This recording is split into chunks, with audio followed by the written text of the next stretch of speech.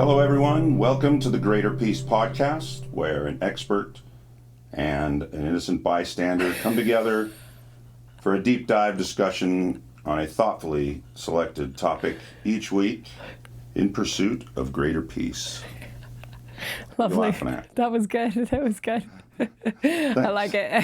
I'm Ryan Lindstrom, your innocent bystander, and I'm here with your expert and clinical mental health counselor and my wife, Amy Lindstrom. Hello. Was that good too? That was good right. too. Good job. Thanks. This So is here's fun. how it works. Every Monday, a short episode is posted where Amy introduces the topic of the week and guides a brief meditation. On Wednesday, a longer episode, a conversation episode, is posted where Amy shows up prepared for a deep dive into the week's topic, and I show up with no clue as to what the topic actually is, and we cross our fingers and hope for the best. So Amy, before we dive into this topic, which I am not aware of, any thoughts?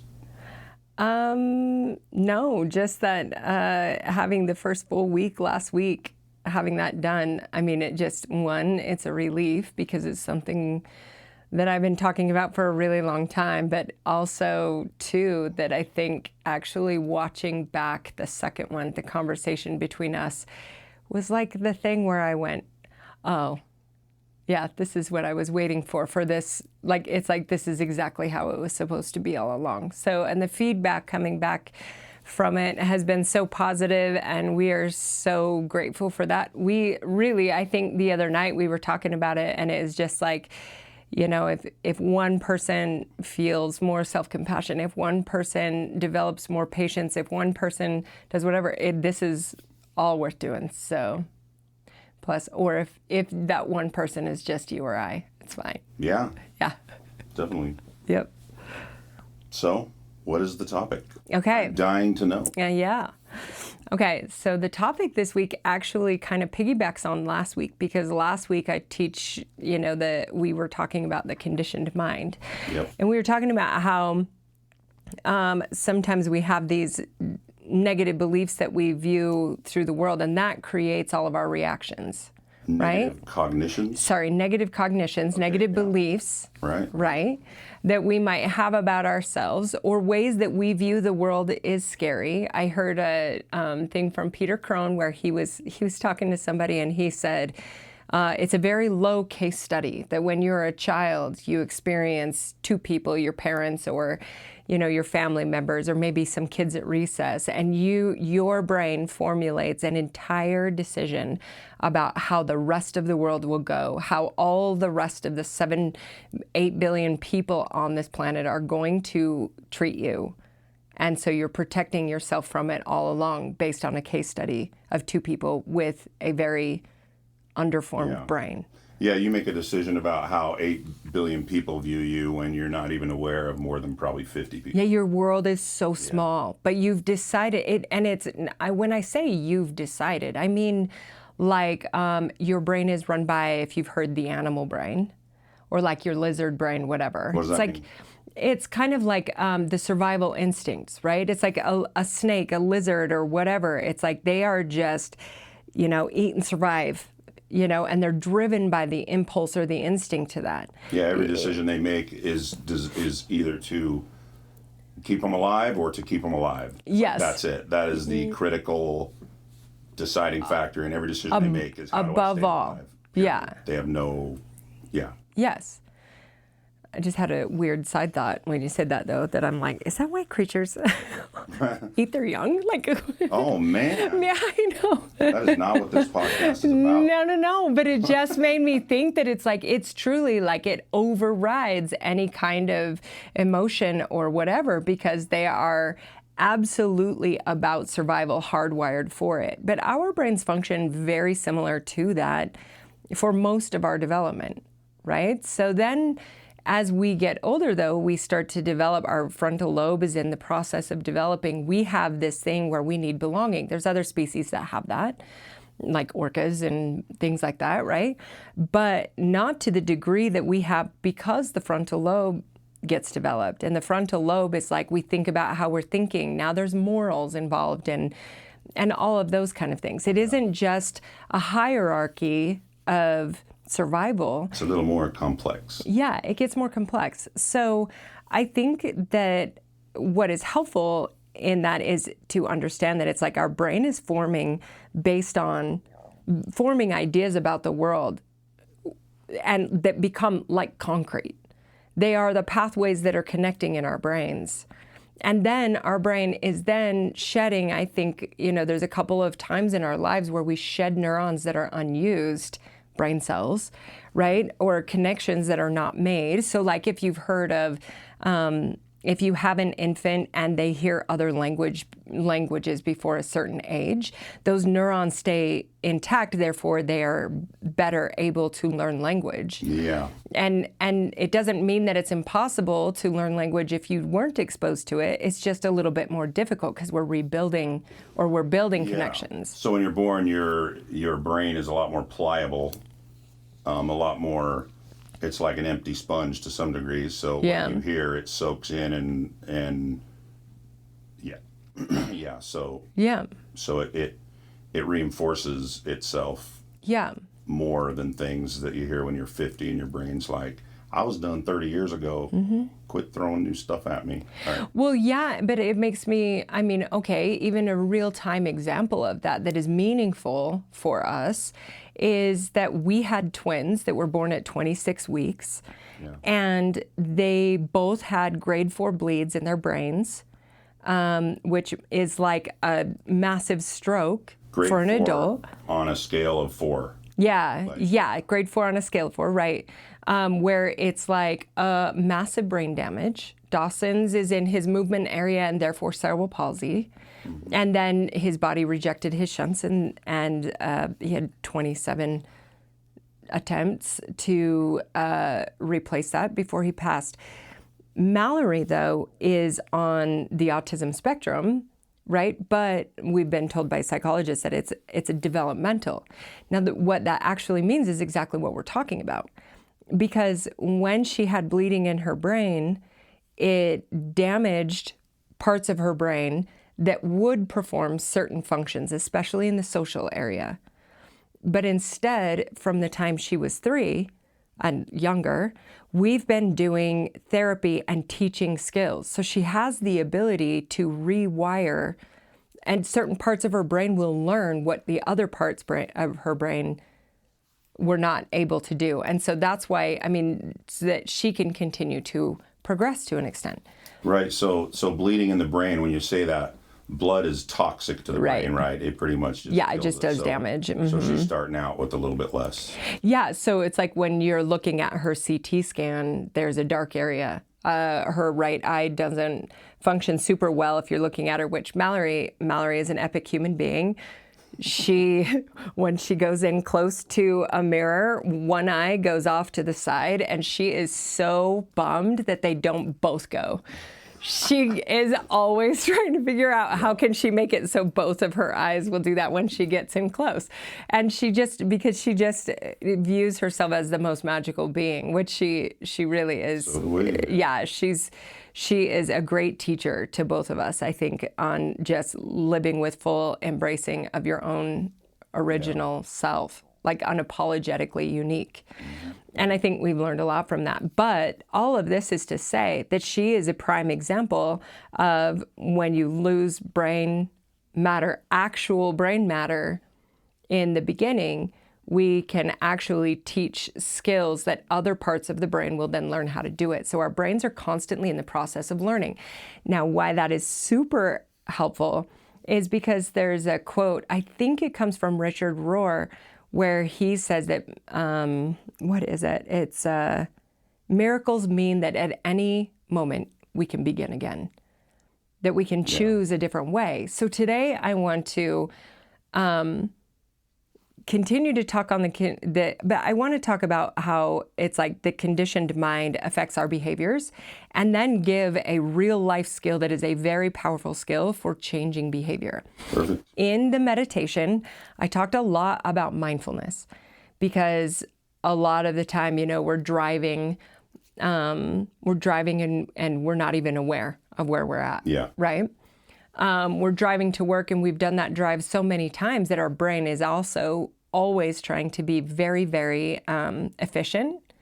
And so our brain is constantly writing programs for how to keep us safe and then run an automatic program so it can use its energy elsewhere.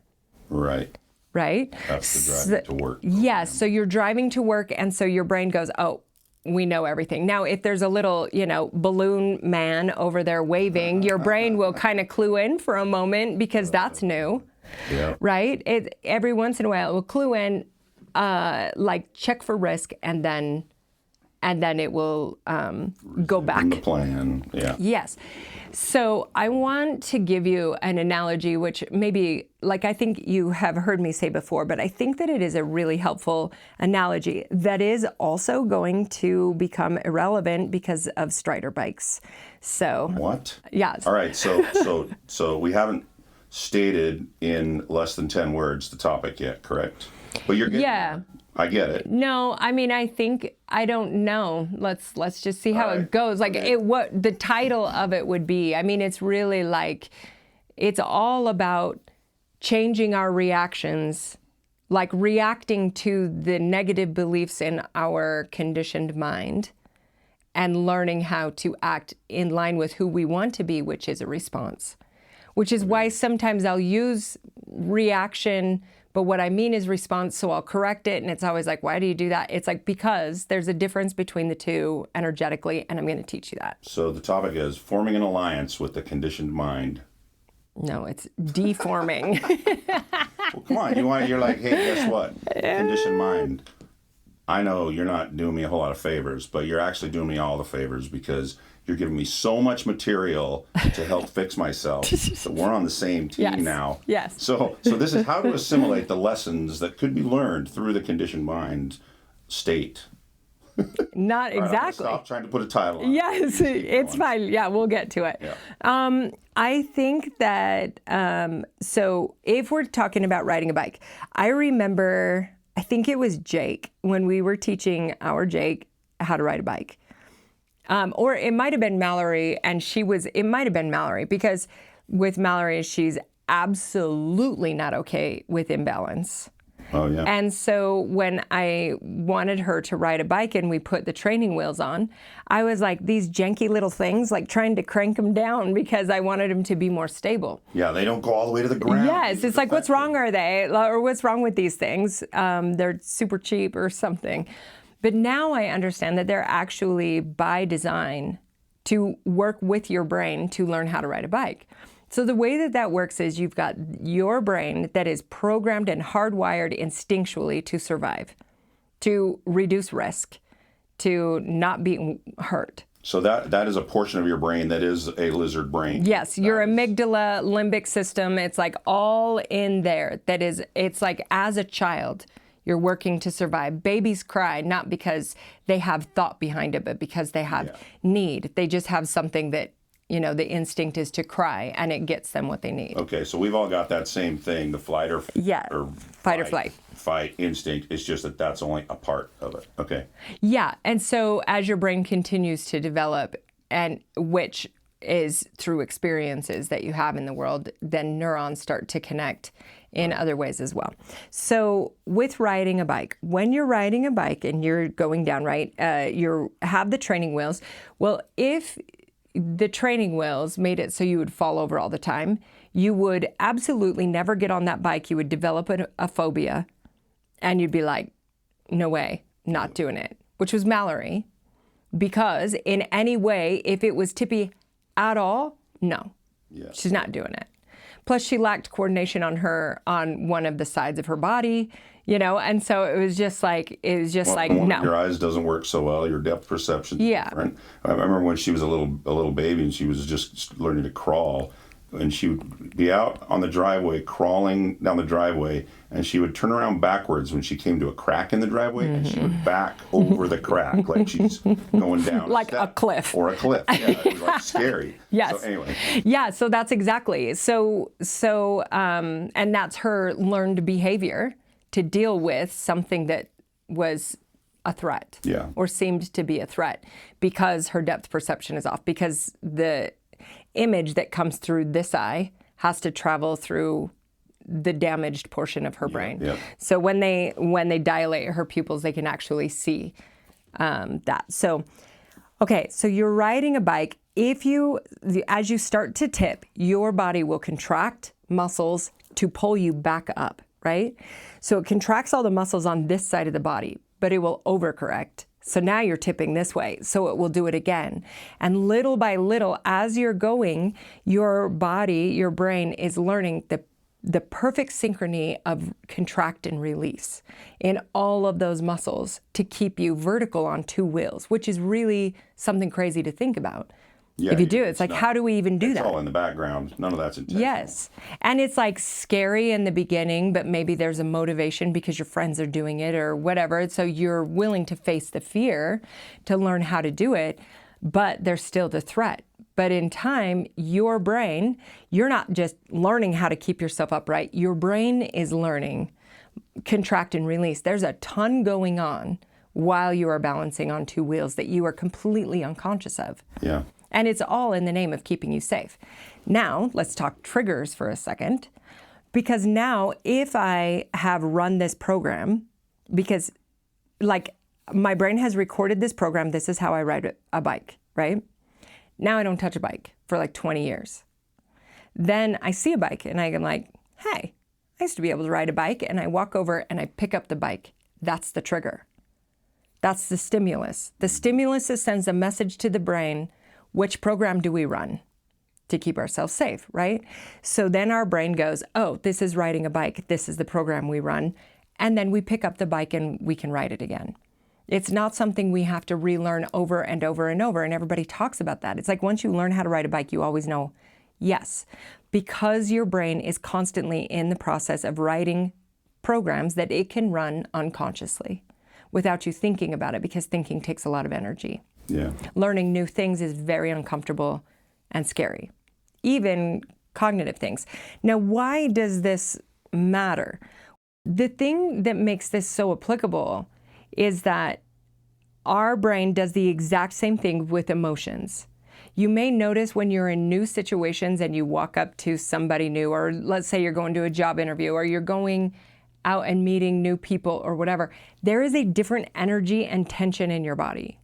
Your body is maybe teaches you to be reserved a little bit. And that's all based on who it believes you are in the world and fears, right? But also certain people may, like if you notice that you act different around certain people, you are a very like, I think, my sister Kayla sent a message after our last post saying, in 29 years of your guys' marriage, I've never heard him say that many words, and Yeah, mission accomplished. I think it's just so funny because everybody knows I'm like, and I used to be a little bit more like life of the party, but I think that was a role that I had to play, I just was the wild and crazy one, and now I'm way more introverted and just whatever. Still wild and crazy. Yes, and still a little crazy. But the thing is that it was like, everybody would see me be like that, and you were always just quiet and chill. And they're like, I don't, like, maybe how does he put up with her or whatever it is, But then it's like, but you, when you're around people who you are very comfortable around, are hilarious and like crazy, and Well, I save all the funny stuff for when I talk. I know, it's true. But it's like, it's an example of that. Like, we just learn different things. And all of that is normal. It's just, there's certain people that I remember when I was young that I was scared of, that I was scared when I was around them. And so my job, what I had to do is I had to be small, to be less, to not ask for anything, because it would scare me that I would get in trouble or I would get yelled at. Yeah. Right? And so that's a learned behavior, because that's not even my normal self. But I learned by being my normal self that being that version of me is not okay. Oh, yeah. Does that make sense? Yeah, I mean, you let down your guard and you just be who you are, and then people reacted differently, and you were like, "Oh, what, is that not okay then, or am I not Yeah. cool?" What? Or sometimes when overt lessons or things were taught. I mean, for an example that is different is my third grade teacher, my second grade teacher, my third grade teacher would tell me that I was dumb, right? And so, like, my third grade teacher especially just had no tolerance for me whatsoever. And he was pretty mean. And there was something about that age, because when you are about that age, about third grade, 7, 8 years old, you're now in the place where who you are in the world is determined by interaction with peers. And he would do those things in front of the other kids. Like, he would line up all the kids, this would be totally frowned upon, and hug them as they go out, and he would skip me. Oh, well, that's just... Yeah, but then pair that with my mom was just getting remarried, and there was so much going on in my own little life that it was just like, that was absolutely a defining time in my life. Now, the other defining time then was when, it's up here somewhere on my bookshelf. Back to the book. Oh yeah, it's over here. When I was at UVU, and Chris Lee, my professor, asked me to participate in writing a book, co-authoring a book of students that were writing a book about why students resist learning to faculty. And I got to write the story. I'm an expert on this. Yeah, I got to write the story in that book of my experience with my third grade teacher. And it was something interesting. An autographed copy with a photograph. No. Okay. But when I read that story in that book was a full, like, release moment for me. I'm sure. I think that's also why, it's like when I went back to school, when I went back to school as an adult, I had written into my brain that I was not good at school, that I was not smart, that I could not do it. Later, Yeah, and so I remember it was actually Chris Lee that had assigned a writing paper, and I was supposed to write this paper, and I just called you from the library at UVU bawling, saying I can't do it, I don't know how to do this, and I'm not capable of it, and I think that it was like having a class at the time that was a learning strategies class, teaching you how to learn and study and whatever, maturity, life experience, but continually putting one foot in front of the other. But the funny thing is that when I had to go do my master's degree, I had a 4.0 in my master's degree, and still in the last semester, I was sure that that was going to be the point when the other shoe dropped and I learned that I couldn't do it. Yep. And then I graduated. And it was like something went, okay, I'm done with that. And now I can't get enough. Like, I literally can't. It is the most enjoyable thing in the whole world to just learn about other people and stuff like that. But that is a full circle. Here is a negative belief that I had about myself. I absolutely never needed to challenge it. I could have lived the rest of my life believing that. When I had the thought to go back to school, I could have said no. And then I would miss all of this. And that makes me want to puke and cry. So, because I love where I'm at, right? And so it's all of that. It's like, was it scary to change it or challenge it? Yes. Years, every day, every assignment, every syllabus, everything I would sit down to do. It was like, this is it. This is the point. But I just kept moving forward.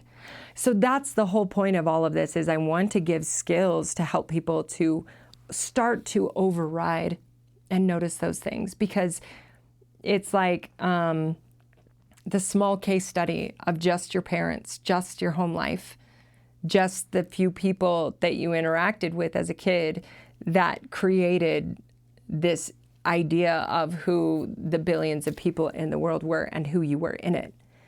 But you had limited information. Yeah, extremely limited. Yeah. So, do you have any thoughts about all of it?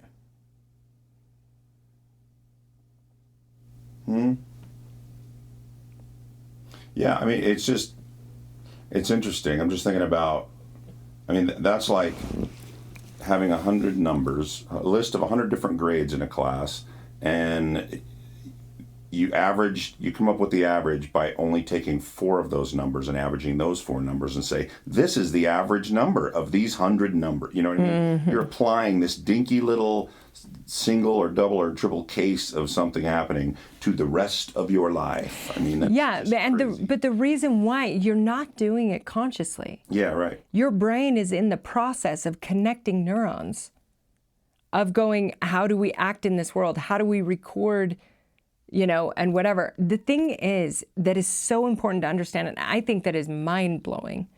And this is why in the meditation today, I talked a lot about mindfulness, about doing things intentionally and being present while you're doing them is a new muscle to start to build, because it's like all of the, I'm totally like losing thought. Hold on. It's coming back. My brain does this all the time. It's like thinking 16. Oh, got it. Okay. Good. This is what happens.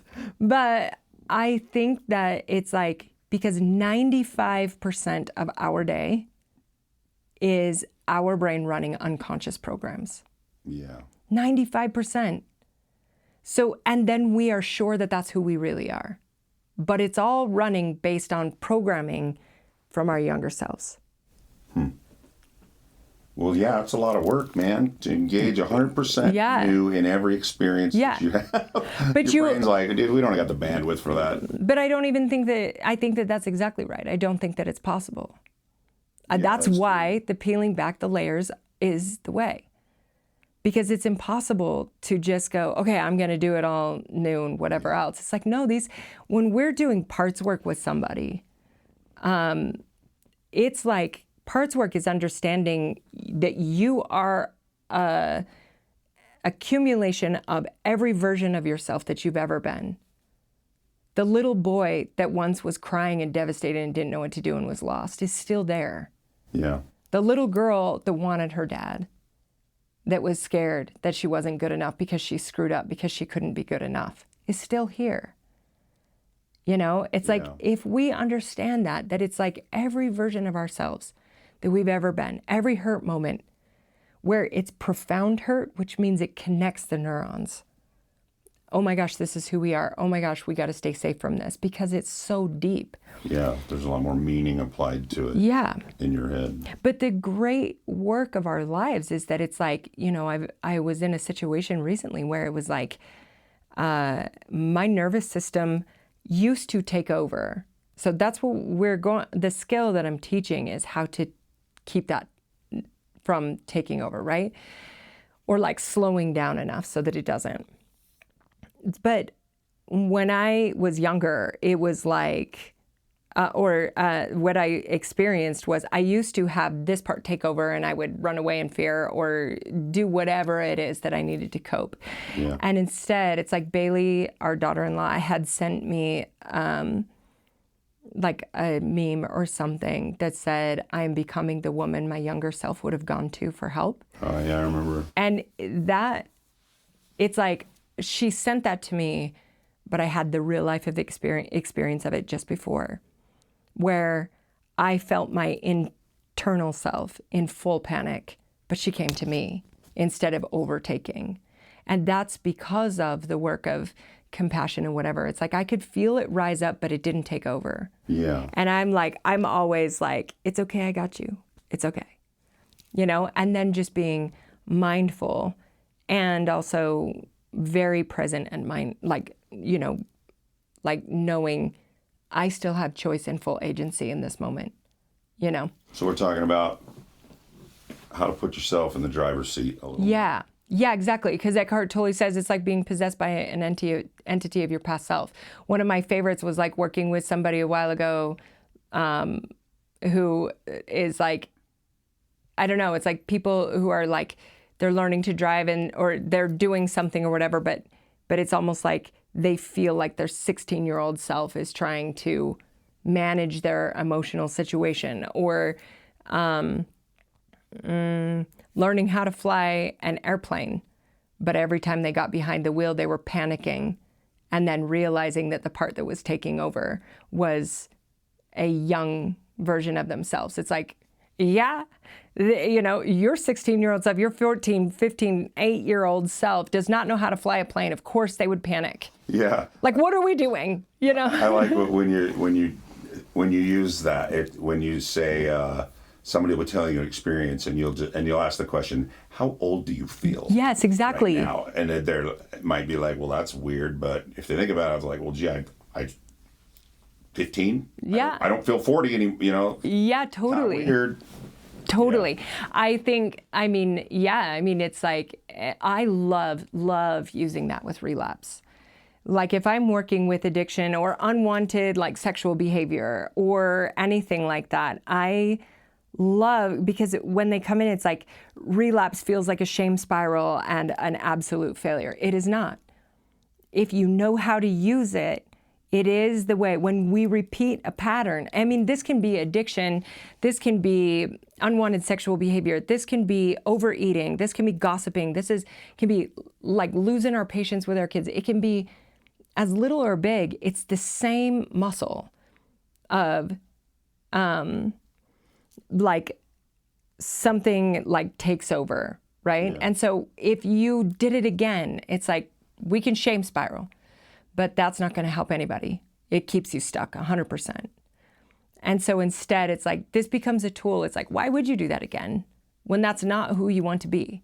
Why would you? What was happening in that moment? Yeah, it's like, just realize that is your 14-year-old self who is doing everything he can to try to do what he knew was best to do at that time when you were 14. Yeah. And he's just trying to push himself to the surface. And so that's where you have to realize that that's what's happening. Yeah. And then go, okay, I'm not 14 anymore. Yeah. Things are different. And so, hey, 14-year-old self, it's good. I got this. Things are changed. Mm-hmm. Things are different.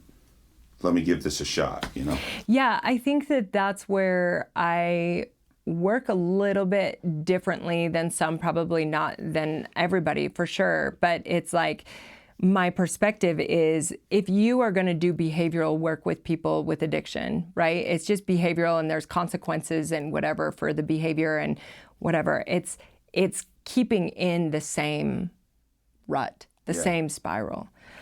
But if instead it's like you teach to have compassion in the moment and to better understand it. It's like there is a reason why. It's like I've worked with so many people who have worked so long and tried so hard to overcome something that they didn't want to do. Unwanted sexual behavior, addiction, anything like that.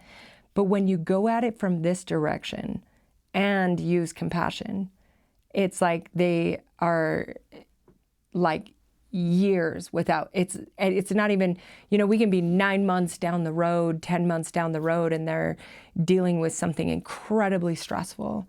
And then I'll say, well, why haven't you used this old coping mechanism, whatever it is, pornography or blah, blah, blah, whatever it is. And they will go, I haven't even thought about it.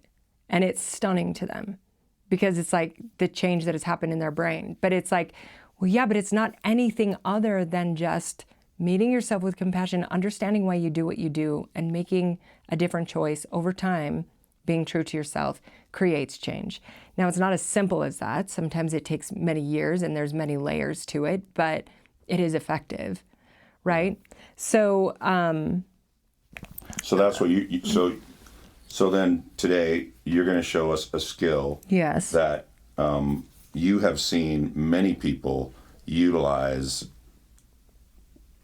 successfully to rewrite the program and make choices more in the present than to let other older versions of themselves kind of run the show. Yeah, it's the beginning of the end of it. One, you've got awareness. There's this thing that I keep doing and I don't know why I'm doing it. Right. But I don't want to do it anymore. Great. That's the beginning of the end. Now you work this process with it over and over and over. And I'll show you how to work it forward and backwards so that it really helps with it. But once you start to do it in one area, you'll naturally start to do it in other areas. Sure. So let's do that. So first, I think, if you've heard of Viktor Frankl is, he's like the father of logotherapy. He's a psychologist. He also wrote A Man's Search for Meaning. He was in the concentration camp at Auschwitz, right, in the Holocaust. And so I think it's one of the most influential books and definitely recommend reading it. One of the things that, and now because I've studied psychology, I've read a lot about Viktor Frankl, so I think I kind of like take something that he said from the book, but like from a bunch of different places, I've read the same story. So, it's one of the variations or whatever, but that there was a moment in the concentration camp where he was talking about how, they're animalistic, essentially, that they're starved, that they are not sleeping because they are laying in these bunks where there's vermin everywhere. They haven't showered. Their family has probably been killed the day before or before that. They don't know where their family is. Every day they're lined up and they're walked off in these different directions. And these ones, we don't know. They're probably going to die. They're watching their friends die around them. It's the most dire of descriptions that I think a human can be in, really, when he explains it all. And so he's talking about all of that. Well, he talked about how they would starve and they would get one ration of bread in the day, and they're all starving. So they got their piece of bread, and he said that he noticed that some of the men would come into the room and they would look around for the person who seemed to be most in need, and they would go to them and minister to them and give them their bread. And he said, I don't want to butcher it, so he said, that he learned from that experience that everything can be taken from a man but one thing, the last of the human freedoms, to choose one's attitude in any given set of circumstances, to choose one's own way. And so it's like, it's just impressive because he is in a situation where he is surrounded by all of that. I just, humans experience some pretty heinous things. Yeah. But it's like Auschwitz was like a combination of all possible. And he still is saying people choose to be kind to one another because that's all they had left, right? They didn't even have clothes. They didn't have their hair. They didn't have their family. They didn't have anything. And that's what they chose to do. So that had a lot of impression on, a big impression on me. And then there is a quote also that he said that is, between the stimulus and the response, there is a space. In that space is our power to choose, our response. In our response lies growth and freedom. Mm-hmm. So I kind of like took this model and, I think that there's variations of it in different ways, but that was primarily the thing and a tool that I use. So I'm going to use this. The light may not make it very visible. I think it will. It's great. Okay.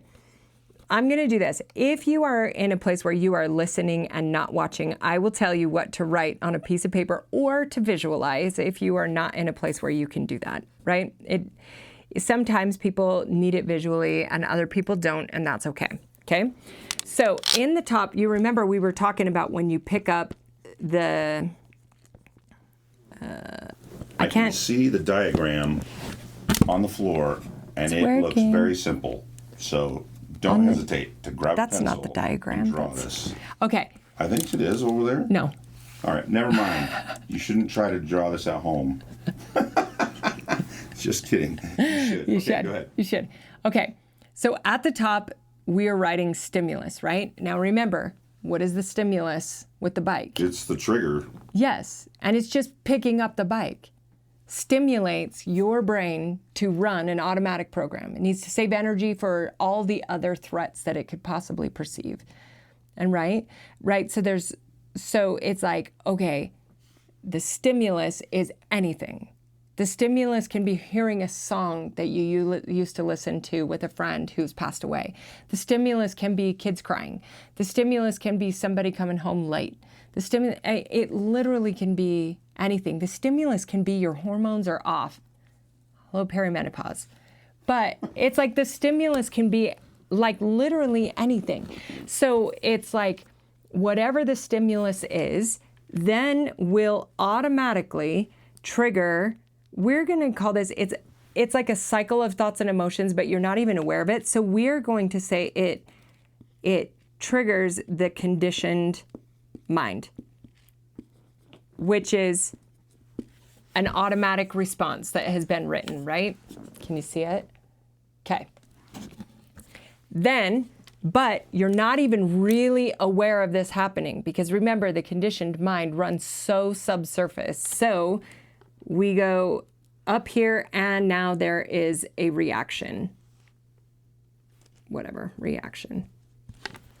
Okay. So what is happening? There's a stimulus this way, stimulus, and then this way, a reaction. Okay. So think about it like one of your kids did something, you're tired. Okay, let's go back to your example of the 6-year-old. He's at home, his dad comes home from work. His dad's just cranky, right? Yep. So let's just say like the dad, we're focusing on the dad. So the dad was at work and he's super stressed. So he's kind of vulnerable to stress in the moment. But he comes home and let's say he walks in the back door and there are toys all over the place or the house is a mess or something. And he just kind of snaps at his 6-year-old who had been playing with them. Yep. Okay. So that's the reaction. The reaction is whatever it is that is triggered by the conditioned mind, whatever. Like maybe for him, let's figure out, it's easier with a real life example. But if you think of maybe it was, he's exhausted. He had a long day at work and he just wants to come home and relax. And he comes home and sees the toys all over and the kids are being loud. Immediately, probably maybe in this hypothetical situation, it is the triggered thought of, I can't relax. I don't have what I need. Yeah. That kind of stuff, right? So he reacts by snapping at the kid because he's upset. So the trigger equals the stimulus. When you pick up the bike, that's the trigger, and then the trigger plays the program. Yeah. So the stimulus is he comes home from work and sees toys on the floor and he's worn out, and those conditions are a trigger for a specific reaction, which is his response. Yes, and then, but the conditions, probably, it's like, we can guess at what they are, but really it could be literally anything.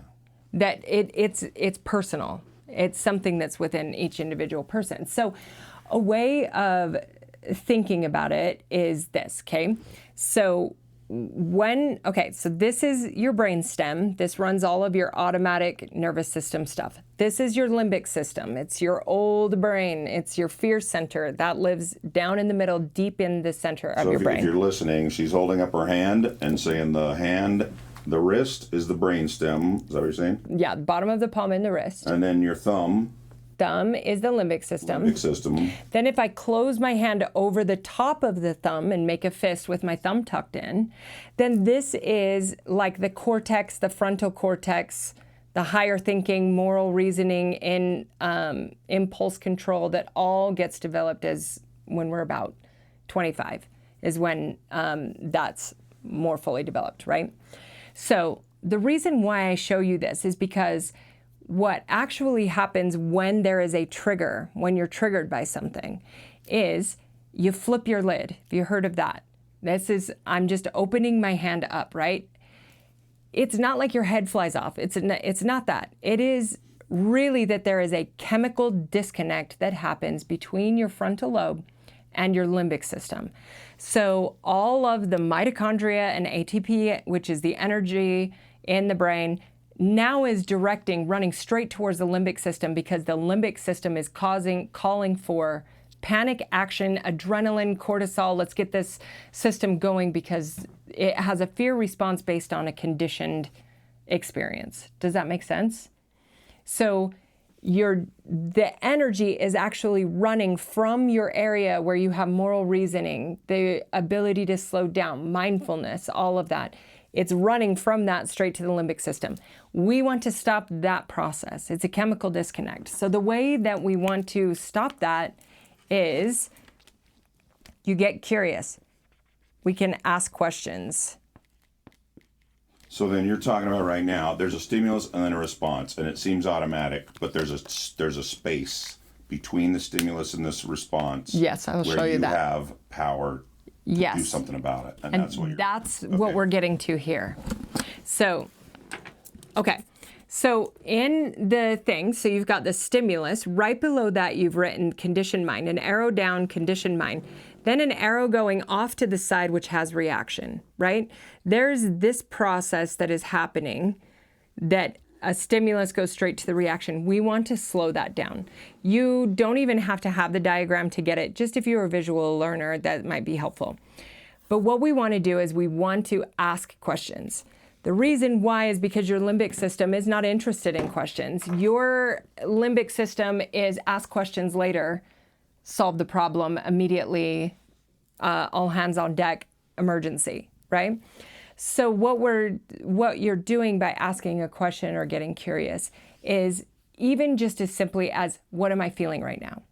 If we could all, just before reaction, learn how to, with mindfulness, slow down just a little bit so that when the stimulus happens and we feel the tension in our body, whatever it is, if we could take a breath and go, what am I feeling right now?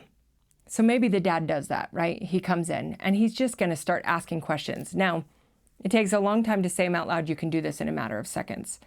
If you are so escalated in that moment, the best thing to do is to just say, hey, can I just have 5 minutes, 10 minutes where you're doing this process? But out you loud, can, right? yes. Yeah. So what you do is you then are like, the reaction is on the verge, on deck, ready to go. You say, what am I feeling right now? I'm just so frustrated. I'm so tired. This has been a long day. Why is my son acting like this? Why is his toys all over? Oh, he's been playing all day. Why is he pulling on me? Well, he just has missed me all day long. Such a cool guy. Yeah, he just wants to see his dad. Do you feel how even just being able to ask those questions a little bit, ask questions and slow down, how it can change the direction of where your thoughts and emotions are going? Now, all of a sudden, we go from a very self-focused reaction to, which is going to do harm, to a reaction or we're moving toward a response that is more focused on the wellness of all involved and more in line with who you want to be, right? So you're asking a series of questions and then you end up, it's triggering different emotions, but then you know how to respond. This is why reaction and response are different, right? So now you look at the quote, between the stimulus and the response, there is a space. In that space is our power to choose our response.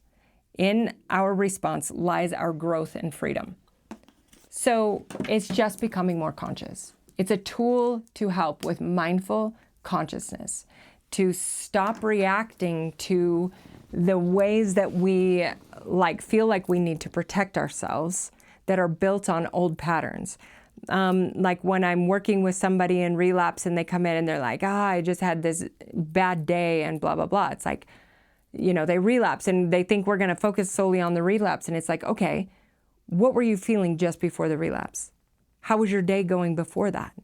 Because it's like, I know that this isn't who you wanted to be.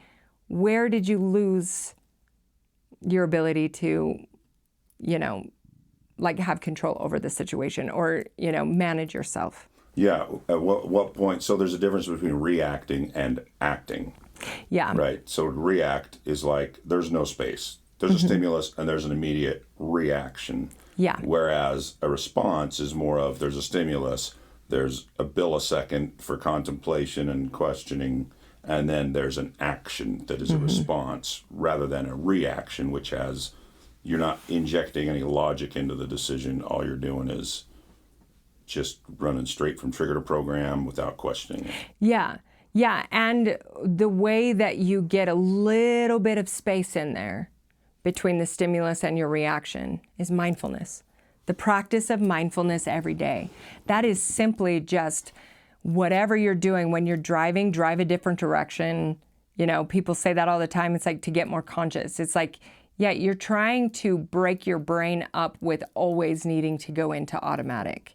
Okay, so if I'm thinking, if I haven't really even looked into mindfulness at all, and I'm wondering how I can apply that, I mean, what are like 3 things that I should say to myself when I say, okay, I want to be mindful right now? What does that look like? You know what I mean? What are a couple things that it's like, well, do this or do that? Okay. Let me give you an example. So when we were at, an example that I gave when I was doing the meditation is fly fishing. Okay. So first, it's easier if you can connect it to something you already experience mindfulness in some way. So I can give you the concept and define it, but if I can connect it to something where you already experience it, then you'll know.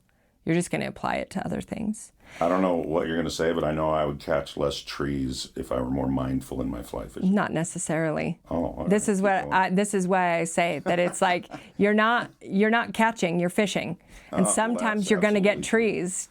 Part of fly fishing is getting trees. Maybe you would catch less trees, but whatever. Probably not. Okay, when like fly fishing is an example because it's when you fling the fly up the river, right? How big is the fly? Oh, tiny. They're like some of them are extremely tiny. Yes. I don't know. Tiny. Yeah, tiny. Okay, and you have to watch it on the surface of water that is moving and rippling, and sometimes there's rocks, right? So you're casting it up, and then you're intensely focused on that little tiny fly. Because, not that I've caught a fish on this river, I did with the fly guides, or the fly fishing guides, but because all it takes is just a little whoop like that, just that much. So you are so focused, and then it gets down to the bottom, and then you flick it up, right? Okay, while you are doing that, what happens when you start thinking about the stress that you had at work or something else that you've got to get done that day and whatever else? Well, fly fishing, you have like less than a second to act when a fish hits your fly. Yeah.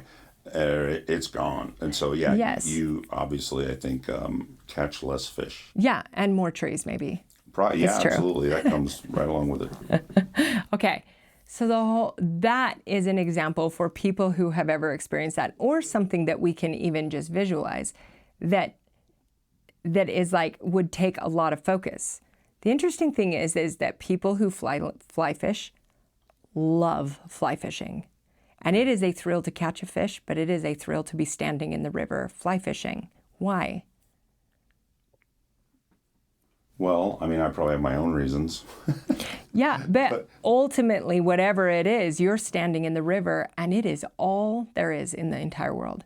Well, yeah, there's exactly, yep. That's mindfulness. That's all you're doing. You're like Yes. 100% focused on that fly, and you don't even care about or think about or want to think about anything else. You're just, you're in it. And every time you come back, you're just happy. It was fun, unless you caught too many trees. Oh, that doesn't happen that often. No, like every time. But it's so everybody can think of something that when they do, maybe they play a sport, maybe they go rock climbing, maybe they do whatever it is, that when you are doing that thing, you're so present in it. And the easiest way to think of something you absolutely love to do. You love it, right? You feel like you are more you while you are doing it. And like you hiking all over the mountains, looking for ruins and things like that, right? Yeah. But the reason why is because the thing that you love about it is the way that you feel when you're there. And the way that you feel is presence. And so Yeah, I feel 100% straight line connected to what I'm doing. There's no detours. Yeah. I'm not thinking about, yeah. Okay. Now, if you are out there and you're thinking about all the things that you need to produce or the things that you've done that you regret or whatever, what happens to that experience? Oh, it goes downhill. It's like, that's why it's like, stop, shut that down. We're not doing that. Yeah. We can worry about that later. We're busy like doing this. That's mindfulness. Exactly that. Okay, so it sounds like it's possible at least to be mindful when you're doing something you enjoy and love. What about when you're doing stuff you don't really care to be doing? That's the muscle we're growing. Because you may find that the things that you don't care to be doing aren't so bad when you're mindful. Yeah, but you want to find that they're bad so that you won't want to do them anymore. I know, but you got to do them. So I think, for an example for me, is that when I get home from work, it's like I've been doing our meal prepping for 4 years, right? When I get home from work, I don't want to cook. I don't want to make dinner, whatever. But I think after I came back from Fort Worth, I don't know what it was. It was just like that week after work, I just wanted to come home and I would make fresh mango salsa, make my salmon, do all the things, right? And I just, while I was cutting the mango, I was only cutting the mango. While I was cutting the onion, I was only cutting the onion. While I was, everything that I was doing, I was practicing only doing the thing. And it was so rewarding. And I never say that about that kind of stuff. Yeah. But it just was. It used to be a task. And then, so you can practice doing that in different situations. This is the skill that helps to strengthen the muscle for the harder time to do it, to stay mindful, is when you are with somebody where there are high emotional stakes. Maybe somebody's confronting you about something that you do that is difficult for them. And that's hard to stay present. All of a sudden, every little past version of yourself that was told that they are bad or wrong is suddenly at attention and fighting to take over. Yeah. And then all of a sudden, you are dealing with a spouse as your 13-year-old self. That is a really good way to put it. That's exactly what it is, though. I mean, it's like so often when I'm doing couples work, it's like, it's like, somebody's whining or throwing a temper tantrum. It's like adults don't throw temper tantrums. You throw temper tantrums when you're possessed by an entity of your past self, or therefore being driven around by your young self. Or, in a better way to see it, is when a hurt part of yourself is suddenly trying to solve the problem. Run the program. This is how we deal with that. It's like when adults get whiny, probably because when they were younger and they didn't get what they need, they got whiny and then they got what they needed. Yeah. But we just have to go back and address that. It's just different things like that. It's such a good way to understand why you do stuff a little better. Yeah. It's like, almost to the extent of like manipulating the language. It's not, why am I doing this? It's like, why is my 15-year-old self coming back to try to do this? Even when just saying that is the thing when I know that people are in the right space when I'm working with them with addiction or whatever, is because it's like I was sitting out there and I noticed this thing and I felt so like I wanted to do this thing that I have not done for a long time, that I felt like I was doing so good. And so what I did in that moment is like, hey, to my little 14-year-old, what do you need? What's going on? What is it about this situation? Well, yeah, and that 14-year-old version of yourself might see the solution to the situation as something completely different. Well, oh, he absolutely would. That's the point of it, I guess, that they see it. The solution is completely different from what the actual solution is. Yeah. So they go down that road to try to do it, and then it doesn't fit. Your 14-year-old self dealing with a marriage. It's like, well, this exactly. is not, Yeah, it's like, well, even my 22-year-old self, when we were married, my 22-year-old self was just beginning the process of dealing with being a 14-year-old. Yeah. It was like nothing was more dysregulating. Nothing was more dysregulating than being in a situation where I felt safe all the time and loved all the time. Weird. But you've said that so much Mm-hmm. over marriage. It's like the most dysregulating thing that I've experienced in our marriage is that it's so safe and happy. Okay, It's but like, okay, what? no, but that was in that first year is because it was the realization that my nervous system was on a high alert and had been for a really long time. And It's dysregular because it's not regular to you for that to be the case. Well, yeah, because I know how to deal with rejection. And I'm not saying that I experience that all the time. It's just saying all of us always feel like all of us have situations like that in different scenarios, but like negative cognitions or whatever. But I would say that it was so dysregulating because my conditioned mind knows how to deal with with rejection. And you're comfortable with that. It almost confirms the thing that I already know, which felt safe, because I knew how to get the love that I needed because I was proving it and earning it. To be given it freely was like... That is so messed up, though, because it makes the safe space seem like the unsafe space. Yeah, it does. No, but if anybody has experienced it, they know exactly what I'm talking about right now. Maybe this is not something you bring up, but domestic violence type situations, and people question, why don't you just leave? Why do you keep going back? How come you've had 4 marriages and it's been that situation in all of them? I'm sure that's part of it. It's like the safe space does not appear safe because they've never dealt with that, and so and I love that you brought that up, because I just want to say that it's so easy if you've never been in a situation like that for any one of us to have judgment for. Why wouldn't you just get out? If you have never experienced coercive control, if you have never experienced love bombing and the power cycle, if you've never experienced it, just have compassion. Because it's beyond your comprehension. You can't understand what it does to the psyche. Yeah, you can't understand what it does to the psyche. But the other thing, there's 2 sides that I would say to patterns repeating. Our conditioned mind wants us to go it's the trouble we know. We will repeat. It has a program for that situation. Yes. It already has a program. It's just waiting for the trigger. And therefore we are safe. But if you send it a trigger and there's no program there, it freaks out probably. This is exactly why change is so hard. This is why it is so hard to say to somebody, you have absolute worth and value, and have them not push back or not flinch somewhere internally if they're not there yet. But what about this thing that I did? Or what about whatever? And it's like, because it is easier for the brain and parts and all of the things to stay in a place where it feels like it's got it figured out now. It knows who you are, it knows where you are a problem, and it knows how to keep that from being a problem, kind of, It's got a whole list of programs it can run. Yeah.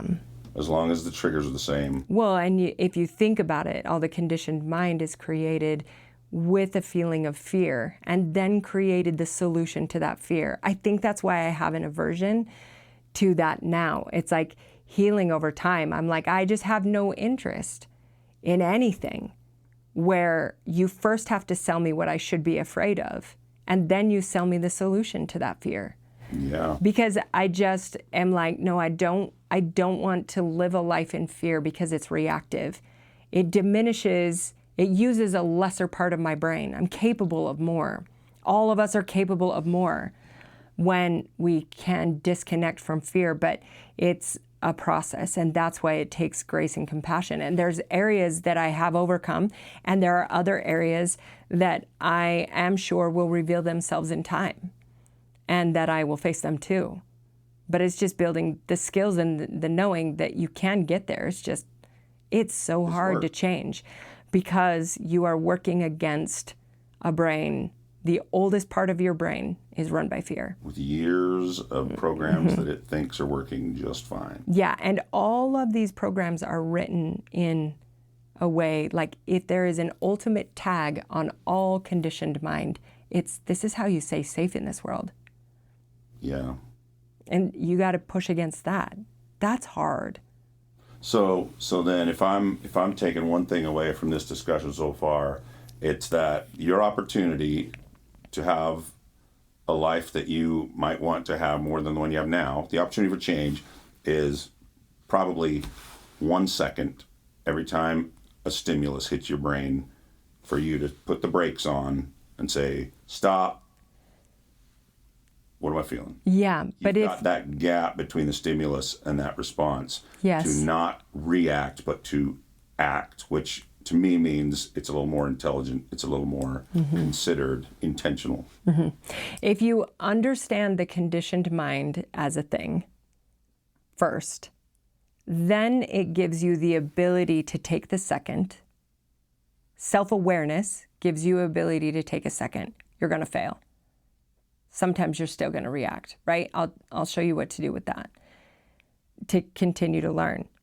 But that 1 second eventually becomes 2, eventually becomes 3. This becomes such a conscious process that you are really working against. If you think about it, you've got to like unwire how many years, how many experiences with a brain going, no, no, no, no, because if we do this, then we won't be safe in this world. But it's like, but in time, you get more and more examples of when you slow it down, when you choose not to react, and you respond in a way that's in line with you see a different outcome. The dad who comes in and blows up at his kids has kids crying more. Yeah. Now his wife is mad. Yeah. Now there's no peace for sure. Yep. And maybe his wife is saying, they just wanted to see you today. They've been talking all day about how bad they want to see you, whatever, There's no peace. But if he walks in the back door, or even if he learns, I've had a really stressful day, and he learns a meditation practice that on the way home is time to shift. Take deep breaths, leave work behind. I do a container exercise with somebody. Close your eyes and envision taking the whole day and everything that stressed you out, shrink it down, put it in a container because it doesn't belong at home. Put the lid on it, visualize yourself putting it on the lid and putting it on a shelf. That fits with like the Zeigarnik effect. The Zeigarnik effect is the idea that any project that remains open in your brain requires 98% of your brain's energy, which lowers your ability to deal with the stressors at home. But if you put it in a container, visualize putting it in a container, it's giving your brain permission to shut it down. And you're saying, we will pick this back up again tomorrow when we're at work and we can deal with it. Sit in the car in the driveway for 5 minutes if you need to. Yeah. And just think, okay, I'm going in the house. I probably know what I'm going to see, what the situation is. Well, who do I want to be? Yeah, and then you can actually sit in the car, take a minute and go, there's probably going to be toys all over. It's like, man, what a gift that I've been able to provide toys take it even further. for my kids. That's flipping it. Rather than just tolerating or knowing how to deal with it. All that is changing the frequency of the energy. So in psychology, all energy has a frequency or energy. All energy or all emotion is energy in motion. It's just atoms slamming against each other at a higher or lower frequency. So if you are authenticity, when you are your truest self and you're authentic, that's the highest frequency. Gratitude is right up there with it. So if you can flip anything to that, the atoms are beating so fast up against each other. Have you ever been around anybody who just being around them makes you feel like you want to be a better person? It raises your energy. Yeah, like every day, baby. It's you. Thanks. You're so funny. Story. That's awesome. Okay, then the bottom is like shame. Regret. There's more, right? So there's the vortex that is higher, and then the lower energy. It just feels heavy. Yeah, and the the atoms are going so slow against each other in the energy of that they actually require energy from your body to fuel the movement. So they pull energy out. Have you ever been around anybody that after being around them for a while, you're just like, ugh, like I need to just go. You know what I mean? The energy out of They literally are, This though. is crazy. You probably said this to me. I really don't know, but that's the first time I've ever heard that or even thought of it that way.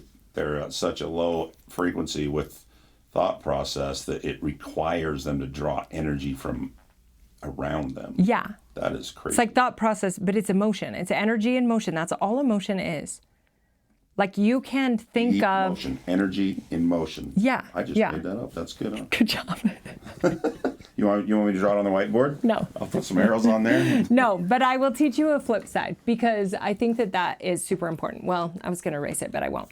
Okay, here's the thing. You're going to react. You just are.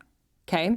So when you react, as soon as you come back to yourself and you realize that you have reacted or acted in a way that is not consistent with who you want to be, as Ryan drinks his pink cup from his pink cup. I'm zoomed in on you right now. They Yes. can't see me drinking. Oh, gotcha. Blow my cover. Okay. So so anytime you react, what you're going to do after the reaction, after you come to the awareness that you did, you're going to sit down, you're going to draw this stimulus on the top, right? So you can even just write the word stimulus. Write the word stimulus. What was the stimulus? What was the thing that set you off, right? So then once you write that, so let's say the dad in our situation, maybe his stimulus wasn't even the kids' toys on the floor. He starts to realize that the actual stimulus was his stress at work, right? He was already sent over, which is like the pre-trigger. But let's say that what he's actually reacting to is the kids' toys on the floor. So he writes down stimulus, the kids' toys, and the kids being loud or whatever it was. Then his conditioned thought. What was he feeling at that moment? And maybe he has an idea and maybe he doesn't. It's like, it's okay. Like sometimes you'll know what it is. Sometimes you won't. That's okay. So you write down whatever it is if you know. If you don't, I'll show you how to use that. So then reaction. You write down what is the reaction. I yelled at the kids. Then you write down ask. If I had slowed down, what would I have asked myself? One, what was I feeling? I was feeling stress from work or stress at work, whatever. So you're just actually going through the process, but in very real time, slow, just kind of, okay. And why were the kids screaming? Because they were excited to see me when I got home. You know, why? I got to say something. If you're writing all of this down instead of just running through it in your head, that's going to have way more impact Absolutely. on you and what you get out of this. This is why when you get it wrong, you do this exercise. Instead of going into shame, you just start working it through for understanding. Yeah. Right? Then you would go, okay, then respond. How would I like to respond? You write that down. How would I have liked to have responded? Then you write it down. Now here comes the hard part, especially in marriage. You go out and you say, hey, first, let's say we're talking to the kid. Hey, when I got home from work, I yelled at you. And I am so sorry that I did that. I did that because I had had a stressful day at work and because of other things that, you know, I have going on in my mind, right? What I wish I would have done, and maybe the 6-year-old isn't going to get this, right? So let's do it as far as like a 6-year-old. It's like, I know you were excited when I got home from work. And I didn't see that because I was so busy in my adult brain. And you just tell them that you're so sorry. I wish I would have come in excited and played with you or whatever. Do you want to play? Right? That's true repair. Now let's do it in marriage because it's difficult. Stimulus is, let's say, anything. What's a stimulus? I don't have any difficult marriage stimulus things in my head, baby. Don't even know what you're talking about. That's so funny. Okay. Well, it's true. I know. Okay. Let's say that He always you're... wants to go golfing.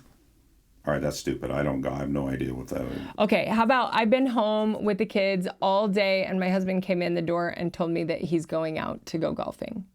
And I totally freaked out and said, no, you can't go and blah, blah, blah. Yep. That's one way, right?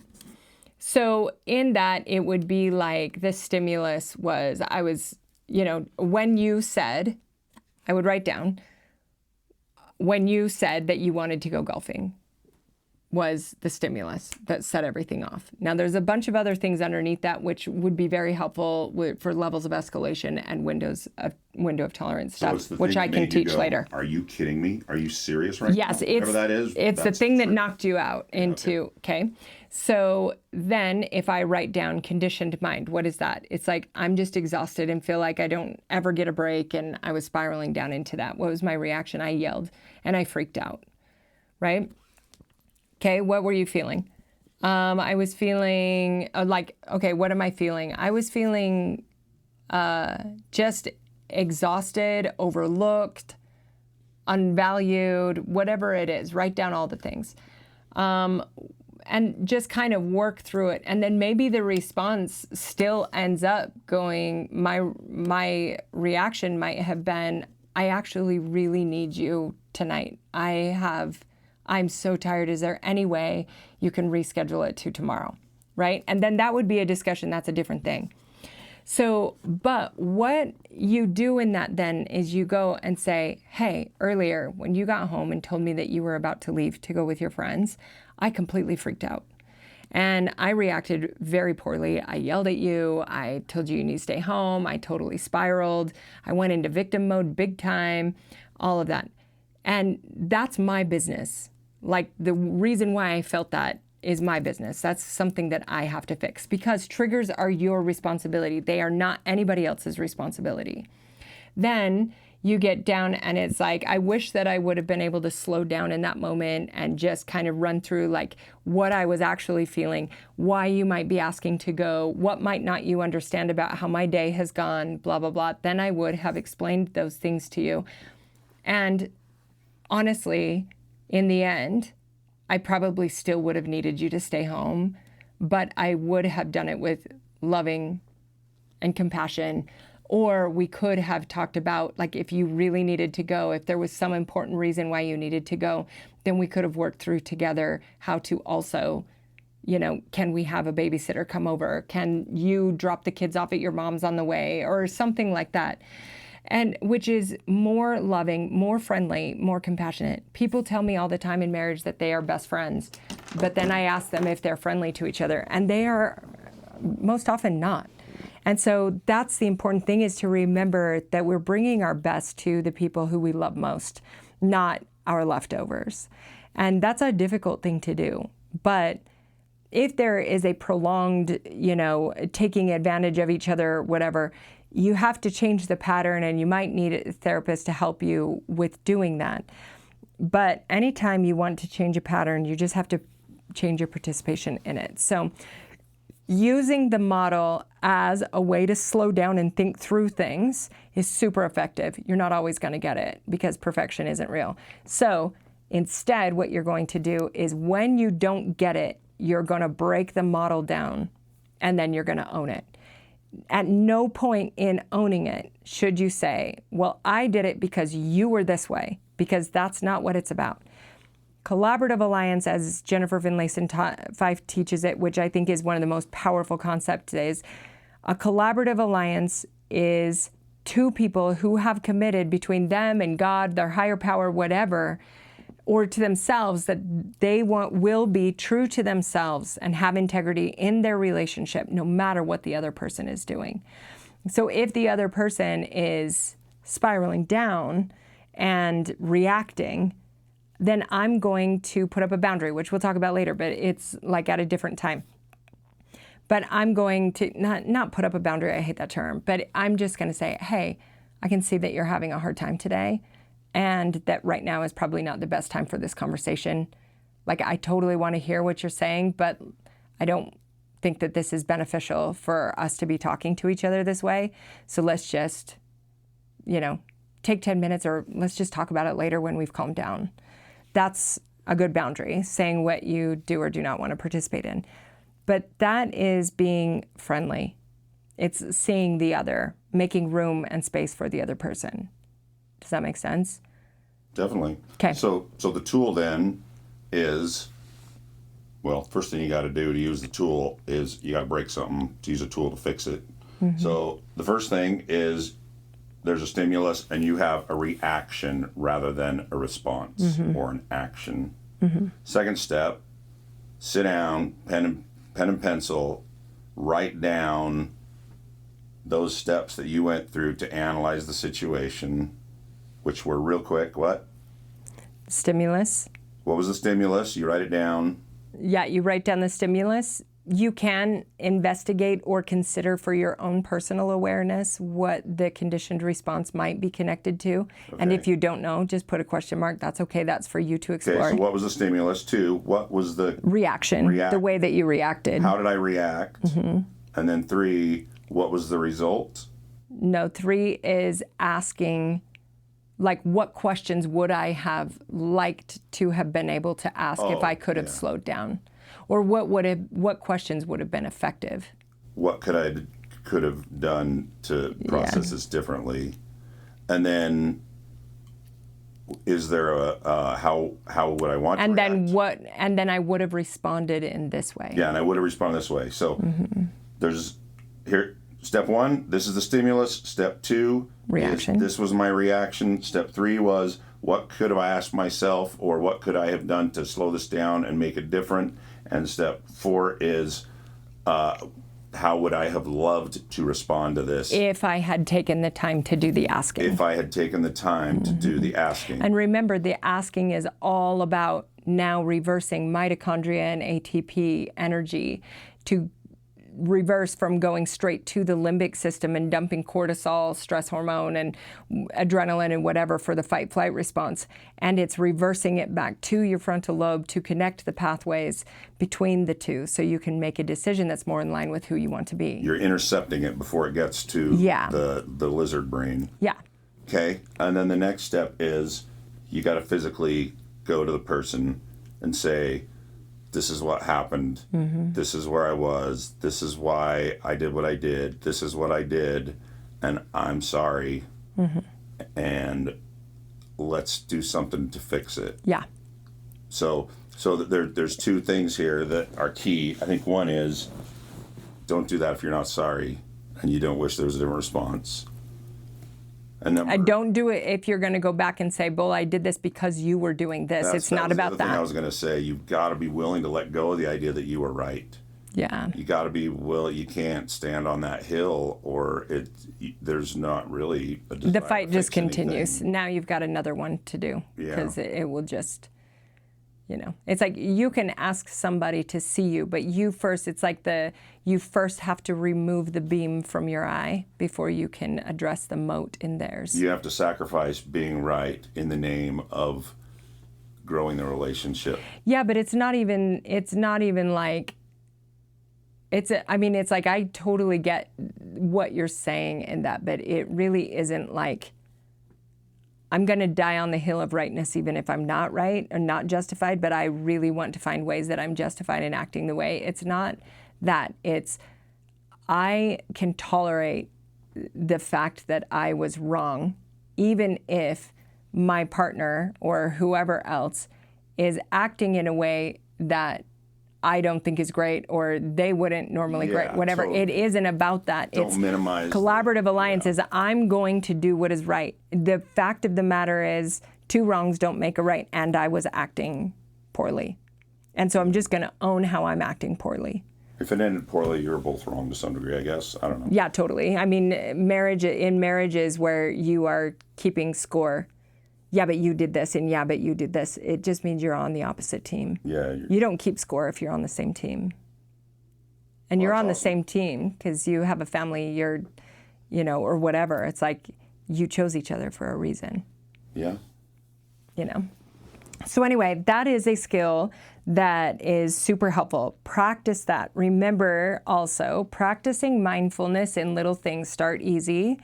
And then try it in more difficult situations, something that you don't enjoy doing, like cooking or, a lot of people really enjoy that too, but it's like, do it in a situation where it's like if you were going outside and you've got to do the yard work and you're like, I got to do the yard work. It's like, okay, then right now is my job to practice just doing it mindfully. I don't have to sit here and think about how I don't like to mow the lawn. It's like, just mow the lawn. Just be present in it with every single step. Feel your feet move and blah, blah, blah. And it's like, just focus on exactly what you're doing. And you if might. that's too hard, just divert, distract, and listen to a podcast like this one.